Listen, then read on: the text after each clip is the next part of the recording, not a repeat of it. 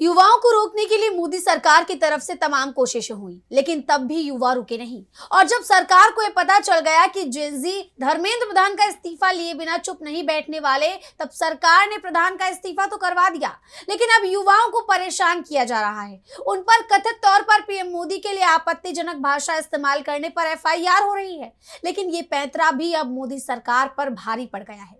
युवाओं ने सरकार को आईना दिखा दिया, बता दिया कि पीएम मोदी की भाषा खुद कैसी रही है।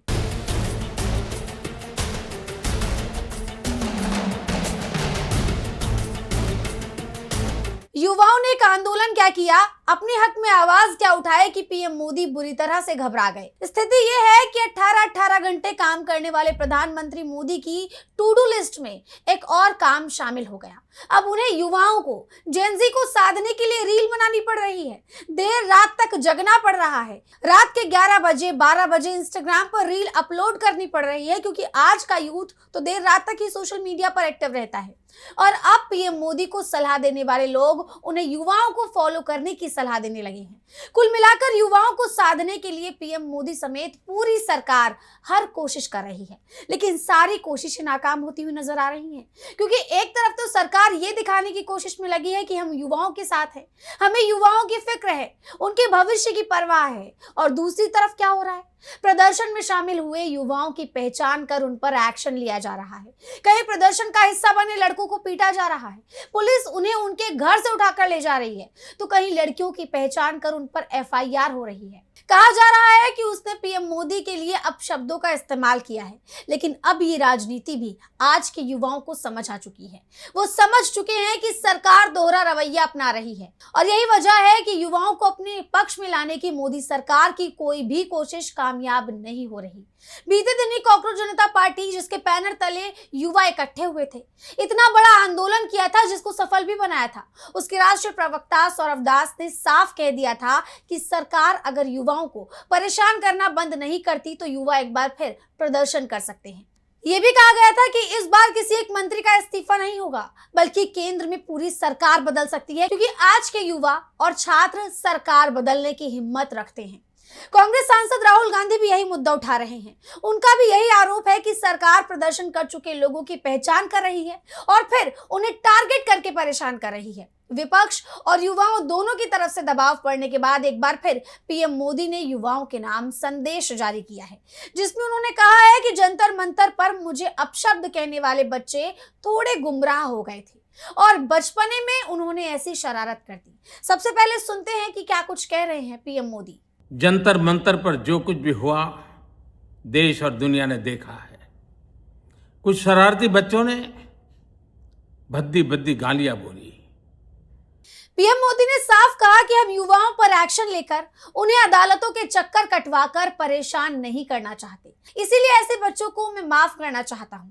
सुनिए क्या कुछ कह रहे हैं पीएम मोदी। बच्चे हैं, उनको राह दिखाना हमारा काम है।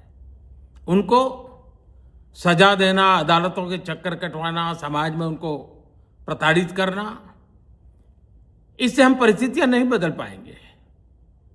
मैं उन्हें माफ करना चाहता हूं। समाज भी मेरी इस बात को स्वीकार करे, क्योंकि मेरे मन में एक ही भाव है। कभी कभी दांतों तले हमारी जीभ आ जाती है, खून निकल आता है, लेकिन हम दांत तोड़ते नहीं है, क्योंकि दांत भी हमारे हैं, जीभ भी हमारी है, बच्चे भी हमारे हैं। उन्हें राह दिखाना हमारा काम है। गुमराह को राह दिखाना कठिन होता है, लेकिन कठिन काम हमको करना है। और इसलिए आओ, मैं इन बच्चों को कहता हूं, बच्चों आओ, हम देश के लिए साथ मिलकर के आगे बढ़े, कुछ नया सीखें, गलतियों से भी सीखें, अपने सपनों को लेकर के चल पड़े। देश बहुत आगे बढ़ रहा है, आगे बढ़ने वाला है, और आपका भी आगे बढ़ना निश्चित हो, यही मेरा यानी देखा जाए तो युवाओं के आगे पीएम मोदी एक बार फिर झुक गए हैं।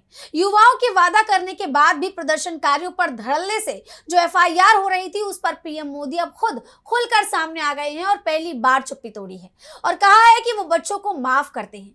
लेकिन सवाल यह है कि वाकई पीएम मोदी इतने दरियादिल हैं या वो डर गए हैं, क्योंकि एक तरफ तो सीजेपी लगातार सरकार को चेतावनी दे रही थी कि अगर युवाओं को ऐसे ही परेशान किया जाता रहा तो जल्द ही देश में एक बार फिर आंदोलन शुरू हो सकता है, और दूसरी तरफ सीजेपी ने बीजेपी का कच्चा चिट्ठा खोलना शुरू कर दिया। न सिर्फ बीजेपी का बल्कि खुद पीएम मोदी के कहे हुए शब्दों को सीजेपी ने सबके सामने लाकर रख दिया। कॉकरोच जनता पार्टी ने सोशल मीडिया प्लेटफॉर्म एक्स पर पोस्ट किया कि जर्सी गाय, 50 करोड़ की गर्लफ्रेंड, कांग्रेस की विधवा, हाइब्रिड बछड़ा, ऐसी गालियां बोलने पर जिसके ऊपर कार्रवाई नहीं हुई वो आज इसलिए केस कर रहे हैं क्योंकि उन्हें किसी ने गाली दे दी। 20 से ज्यादा बच्चों ने खुद की जान ले ली और ये सोचते हैं कि सब शहद टपकाएं। सीजेपी फाउंडर अभिजीत दिप्के ने साफ कहा कि बीजेपी के नेता खुद लड़कियों के लिए अपशब्दों का इस्तेमाल करते हैं। इस देश में दो अलग अलग कानून चल रहे हैं क्या? युवाओं के लिए अलग और बीजेपी के लिए अलग?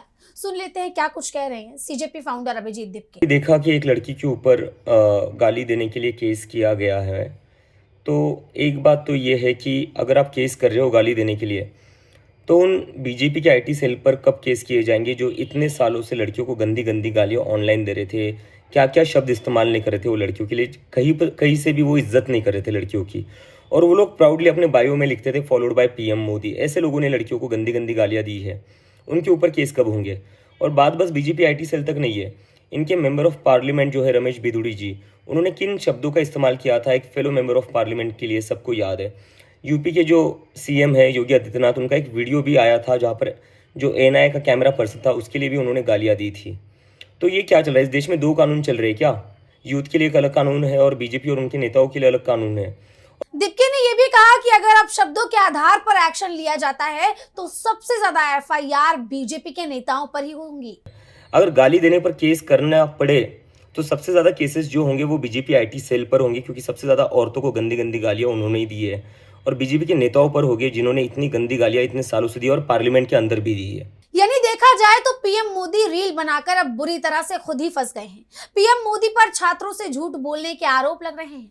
आपको याद होगा कि जब सरकार और युवाओं के बीच बातचीत हुई थी तब 28 जुलाई तक सरकार की तरफ से समझौते को लिखित तौर पर युवाओं को सौंपने की बात कही गई थी, जिसमें धर्मेंद्र प्रधान का इस्तीफा, पेपर लीक से पीड़ित परिवारों को मुआवजा देना और प्रदर्शन के दौरान छात्रों पर हुई एफआईआर को वापस लेना शामिल था।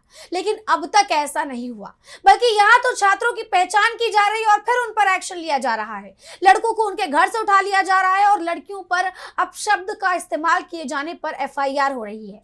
और ये सब कुछ अब ऐसा हो गया है कि पीएम मोदी झूठ बोल रहे थे। छात्रों के साथ उन्होंने जो समझौता किया था वो अब तक पूरा नहीं हुआ। वहीं पीएम मोदी युवाओं को रील बनाकर माफ कर रहे हैं, जबकि माफी की मांग पीएम मोदी से की जा रही थी। वो छात्रों पर लिए एक्शन को लेकर माफी मांगी, ऐसी मांग उठ रही थी। लेकिन यहाँ क्या हो रहा है? यहाँ पीएम मोदी रील बना रहे हैं और कह रहे हैं कि मैं युवाओं को माफ करता हूँ।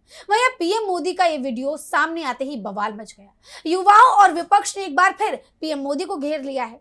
ऐसे में देखना होगा कि अब इतने विवाद के बाद पीएम मोदी माफी मांगते हैं या कोई नई रील बनाकर युवाओं को साधने की एक और कोशिश करते हैं।